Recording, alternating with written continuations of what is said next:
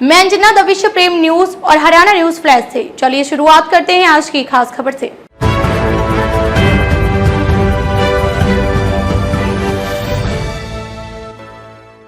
अनिल विज सोनीपत लोकसभा से भाजपा लड़वाएगी भूपेंद्र हुड्डा के गढ़ में चुनाव।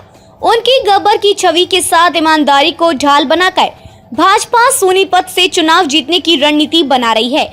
ऐसे में क्या है और रणनीति, कुलदीप खंडेलवाल की रिपोर्ट पर चलते हैं चर्चा। लोकसभा चुनाव में अभी कुछ माह बाकी है। इसके बाद जिले में लोकसभा चुनाव को लेकर सरगर्मियां तेज हो गई हैं। एक और तो भाजपा है जो कि हमेशा ही चुनाव मोड में रहती है। वहीं कांग्रेस ने भी लोकसभा चुनावों को लेकर तैयारियां शुरू कर दी हैं। 2019 में प्रदेश की सभी 10 लोकसभा सीटों पर कब्जा जमा चुकी भाजपा 2024 में प्रस्तावित लोकसभा चुनावों में भी अपने प्रदर्शन को दोहराना चाहती है। वहीं कांग्रेस भी लोकसभा चुनावों में अच्छा प्रदर्शन करने की कोशिश में है। सोनीपत लोकसभा सीट वैसे भी हमेशा ही चर्चा में रहती है।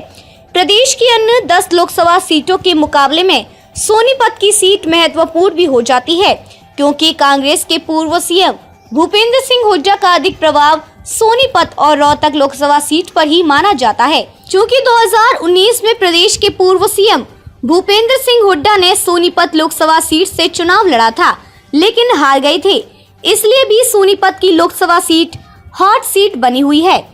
ऐसे में दोनों ही पार्टियां किसी भी तरह की गुंजाइश होने की मूड में नहीं है। कांग्रेस जहां हर लोकसभा पर मजबूत चेहरा तैयार कर रही है, तो वहीं भाजपा भी मजबूत चेहरा तलाश रही है।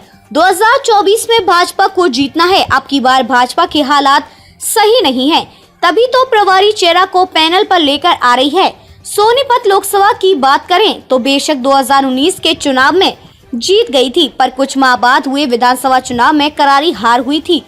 सोनीपत लोकसभा को भूपेंद्र सिंह हुड्डा का गढ़ भी कहा जाता है, तभी तो भाजपा सोनीपत को लेकर चिंतित है। ऐसे में भाजपा के तेजतर्रार, ईमानदार और दबंग मंत्री अनिल विज का नाम सूत्र बता रहे हैं। सोनीपत लोकसभा जाट लैंड में आती है, पर वहां जीत का फैक्टर ब्राह्मण और पंजाबी वोट बैंक है, तो अनिल विज इस वोट बैंक को साधेंगे, साथ में जाट वोट बैंक को भी साधेंगे, क्योंकि उनकी छवि प्रदेश में जो गब्बर की है, जिसे हर कोई पसंद करता है, उसी छवि के आसरे भाजपा सोनीपत में तैरना चाहती है।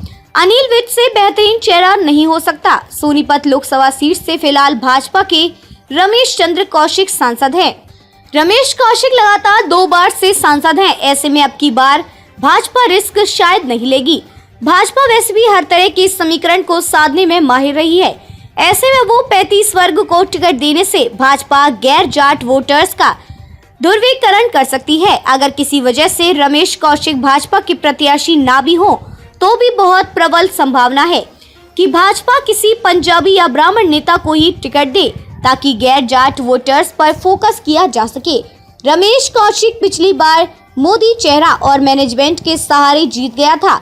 2019 में सोनीपत लोकसभा सीट पर बीजेपी के रमेश चंद्र कौशिक ने कांग्रेस के दिग्गज नेता भूपेंद्र सिंह हुड्डा को 1,64,864 मतों से पराजित किया। यह सीट सामान्य वर्ग के लिए आरक्षित है। कौशिक को 5,87,664 वोट मिले। वहीं हुड्डा के पक्ष में 4,22,800 वोट पड़े। इस सीट पर 2,464 वोट नोटा को डाले गए। वहीं दिग्विजय सिंह चौटाला को 50,904 वोट मिले हैं।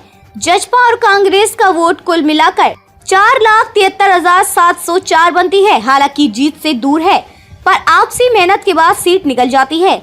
लोकसभा चुनाव में मोदी लहर थी, पर विधानसभा का चुनाव में बड़ा अंतर है, इसलिए यहाँ भी मजबूत गठबंधन हो सकता है। सोनी लोकसभा में कुल 9 विधानसभा शामिल है। इसमें सोनीपत, राई, गन्नौर, खरखौदा, गोहाना, बड़ौदा, सफीदो, जुलाना और जिंद विधानसभा शामिल है। इन सभी 9 विधानसभाओं में केवल 2 बड़ौदा और जुलाना विधानसभा ऐसी हैं जो कि पूरी तरह से ग्रामीण हैं। बाकी की 7 सीटों पर शहरी मतदाताओं की अच्छी खासी संख्या है। विशेष तौर पर सोनीपत और जिंद शहर बड़े शहरों में शामिल है। ऐसे में लोकसभा का चुनाव पूरी तरह से शहरी क्षेत्र के मतदाताओं पर निर्भर रहेगा। खैर, अब देखना दिलचस्प रहेगा कि क्या सोनीपत से लोकसभा की टिकट पर अनिल विज को उतारेंगे या नहीं, यह तो आने वाला समय बताएगा। आपकी राय कमेंट बॉक्स में जरूर दें। कि यदि सोनीपत से अनिल विज को टिकट दी गई तो क्या भाजपा सीट निकाल लेगी। देश और प्रदेश की खबरों के लिए विश्व प्रेम समाचार पत्र और हरियाणा न्यूज फ्लैश को शेयर और सब्सक्राइब करें। खबरों में अब तक के लिए बस इतना ही। फिर होगी आपसे मुलाकात कुछ ऐसी ही खास खबर के साथ। तब तक के लिए नमस्कार और देखते रहिए द विश्व प्रेम समाचार पत्र और हरियाणा न्यूज फ्लैश।